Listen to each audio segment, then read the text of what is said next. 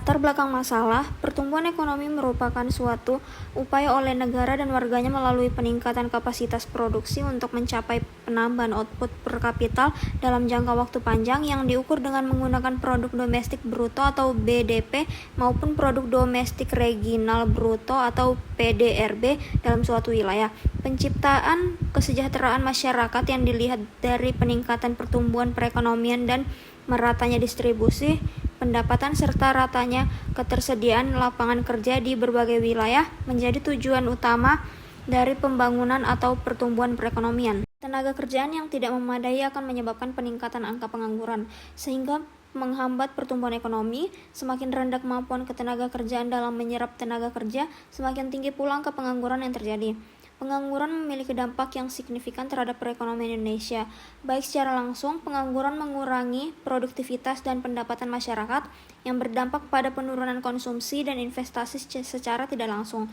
Pengangguran menimbulkan masalah sosial seperti kemiskinan dan tindakan kriminal serta menghambat pertumbuhan ekonomi jangka panjang. Rumusan masalah. 1. Bagaimana pengaruh pengangguran terhadap perekonomian di Indonesia? Yang pertama itu, menurunnya pendapatan nasional. Yang kedua, menurunnya daya beli masyarakat, beban sosial dan anggaran negara meningkat, peningkatan kemiskinan dan ketimpangan sosial, masalah sosial dan keamanan, menurunnya produktivitas tenaga kerja. Yang kedua, apa penyebab pengangguran di Indonesia? Yaitu ketidakseimbangan antara pertumbuhan penduduk dan lapangan kerja, kualitas pendidikan dan keterampilan yang rendah, perkembangan teknologi dan otomatisasi, pemutusan hubungan kerja, urbanisasi, dan yang terakhir itu kurangnya investasi dan daya serap industri. Yang ketiga, apa kebijakan efektif yang dapat dilakukan pemerintah untuk menangani pengangguran di Indonesia? Yang pertama itu ada meningkatkan kualitas pendidikan dan pelatihan vokasi. Yang kedua, mendorong sektor UMKM dan ekonomi efektivitas. Yang ketiga, meningkatkan investasi dan iklim usaha. Yang keempat, program padat karya. Yang kelima itu ada program kartu prakerja.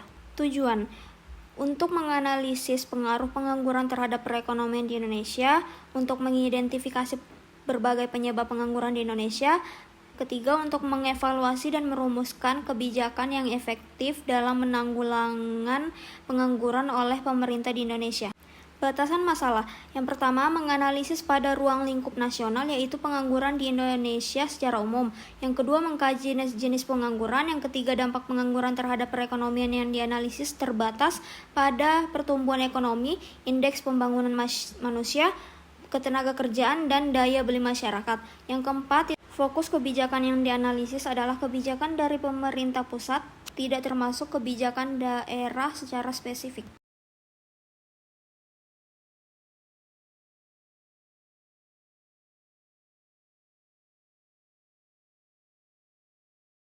Pengertian perekonomian Indonesia.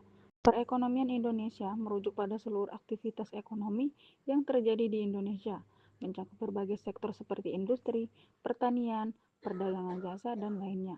Indonesia merupakan negara berkembang dengan jumlah penduduk yang besar, yang menjadikan salah satu pasar terbesar di dunia.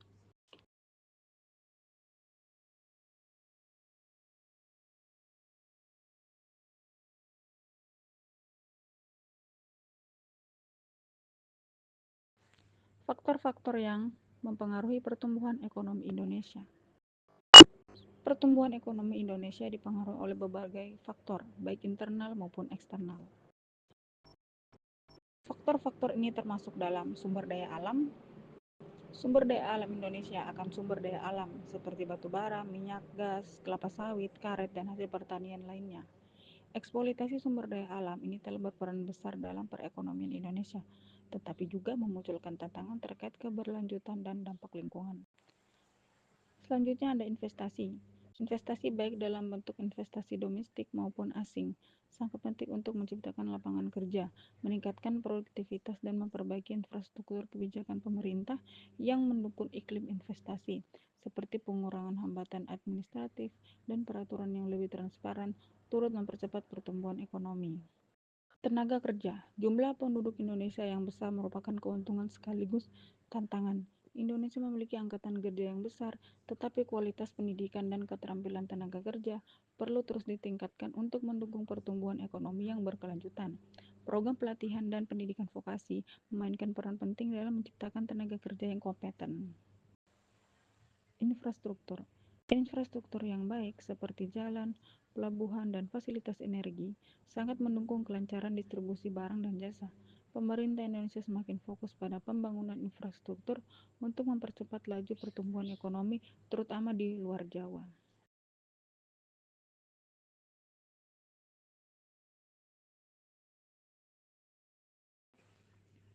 Sektor-sektor yang mendukung pertumbuhan ekonomi. Beberapa sektor utama yang mendorong pertumbuhan ekonomi yaitu meliputi yang pertama, sektor pertanian. Meskipun kontribusinya terhadap PDB semakin menurun, sektor pertanian tetap menjadi sektor penting terutama bagi sebagian besar penduduk di pedesaan Indonesia. Merupakan salah satu produsen terbesar dunia untuk komoditas pertanian seperti kelapa sawit, kopi, karet, dan padi. Sektor energi dan sumber daya alam. Indonesia adalah salah satu negara penghasil energi terbesar di dunia, baik dalam sektor minyak, gas alam, maupun batu bara. Ketergantungan pada sumber daya alam ini meskipun memberikan kontribusi besar terhadap perekonomian, juga menimbulkan tantangan terkait keberlanjutan dan diversifikasi ekonomi.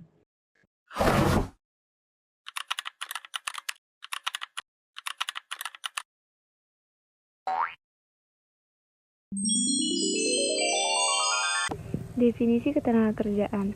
Ketenagakerjaan merupakan segala sesuatu yang berhubungan dengan tenaga kerja. Dalam Undang-Undang Nomor 13 Tahun 2013 tentang Ketenagakerjaan mendefinisikan sebagai segala hal yang berhubungan dengan tenaga kerja pada waktu sebelum, selama, dan sesudah masa kerja. Tenaga kerja adalah setiap orang yang mampu melakukan pekerjaan guna menghasilkan barang atau jasa, baik untuk memenuhi kebutuhan sendiri maupun untuk masyarakat. Menurut ketentuan Undang-Undang Nomor 13 Tahun 2003 tentang Ketenagakerjaan beserta peraturan pelaksanaannya, dari peraturan pemerintah, peraturan menteri, hingga keputusan-keputusan menteri yang terkait, dapat ditarik kesimpulan adanya beberapa pengertian ketenagakerjaan sebagai berikut. Ketenagakerjaan adalah segala sesuatu yang berhubungan dengan tenaga kerja pada waktu sebelum, selama, dan setelah selesainya masa hubungan kerja. Selanjutnya, struktur dan komposisi tenaga kerja.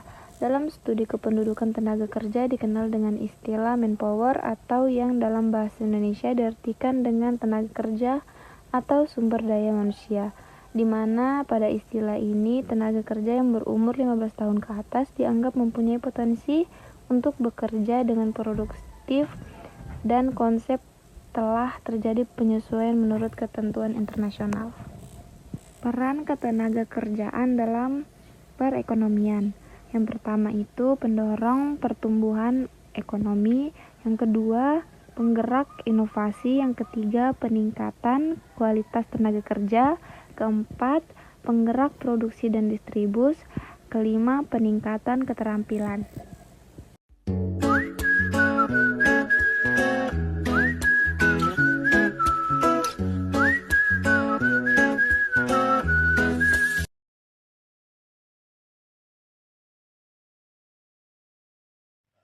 Pengangguran adalah situasi di mana seseorang yang termasuk dalam kategori angkatan kerja tidak memiliki pekerjaan dan sedang mencari pekerjaan, atau sedang mempersiapkan usaha baru, atau merasa tidak mungkin mendapatkan pekerjaan, atau sudah diterima bekerja tetapi belum mulai bekerja. Secara sederhana, pengangguran adalah kondisi seseorang yang tidak bekerja namun ingin bekerja. Penyebab pengangguran yang pertama, pertumbuhan ekonomi yang lambat. Pertumbuhan ekonomi yang tidak seimbang dengan pertumbuhan angkatan kerja dapat menyebabkan terbatasnya lapangan kerja yang tersedia. Yang kedua, kurangnya lapangan kerja. Jumlah lapangan pekerjaan yang tersedia mungkin tidak mencukupi untuk menampung semua pencari kerja, terutama di daerah-daerah tertentu atau sektor industri tertentu. Yang ketiga, ketidaksesuaian keterampilan. Terdapat kesenjangan antara keterampilan yang dimiliki pencari kerja dengan persyaratan pekerjaan yang dibutuhkan oleh perusahaan.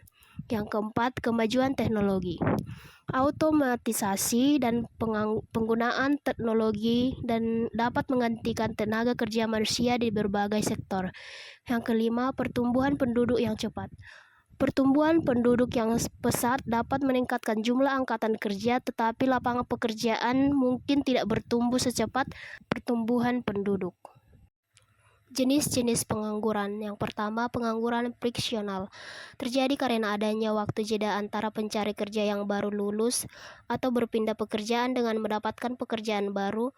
Ini adalah jenis pengangguran yang bersifat sementara dan biasanya tidak terkait dengan kondisi ekonomi. Yang kedua, pengangguran struktural. Disebabkan oleh perubahan dalam struktur ekonomi, seperti pergeseran dari sektor pertanian ke industri atau perubahan teknologi. Tenaga kerja mungkin tidak memiliki keterampilan yang sesuai dengan permintaan pasar kerja saat ini. Yang ketiga, pengangguran siklis. Terjadinya akibat fluktuasi ekonomi atau siklus bisnis pada resesi permintaan barang dan jasa menurun yang menyebabkan PHK dan peningkatan pengangguran. Yang keempat, pengangguran musiman terjadi karena perubahan musim seperti petani yang menganggur setelah panen atau nelayan yang tidak bisa melaut saat cuaca buruk. Yang kelima adalah pengangguran teknologi disebabkan oleh kemajuan teknologi yang menggantikan tenaga kerja manusia dengan mesin. Dampak pengangguran terhadap perekonomian Indonesia. Dampak langsung, penurunan pendapatan nasional. Pengangguran menyebabkan penurunan output produksi dan pendapatan nasional. Orang yang tidak bekerja tidak menghasilkan barang dan jasa yang mengurangi total pendapatan negara. Penurunan daya beli masyarakat.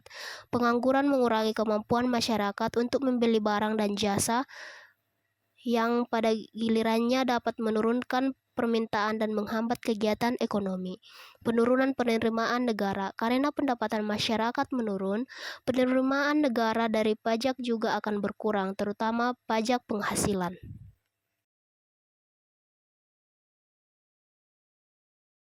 Selanjutnya adalah upaya dan strategi penanggulangan, yaitu yang pertama kebijakan pemerintah, seperti pelatihan, bimbingan, bantuan modal dan teknologi, penyediaan magang, penguatan BLK, pengawasan PHK, serta peningkatan kualitas dan akses pasar tenaga kerja.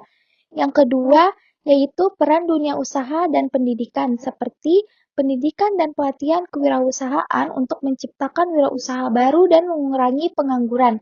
Yang ketiga, program perlindungan dan pemberdayaan tenaga kerja, seperti jaminan hak pekerja, penguatan UKM, dan inkubator usaha untuk membuka lapangan kerja. Yang terakhir ada peran serta masyarakat, seperti aktif berwirausaha, meningkatkan keterampilan, dan mengurangi mismatch antara keahlian dan kebutuhan pasar kerja.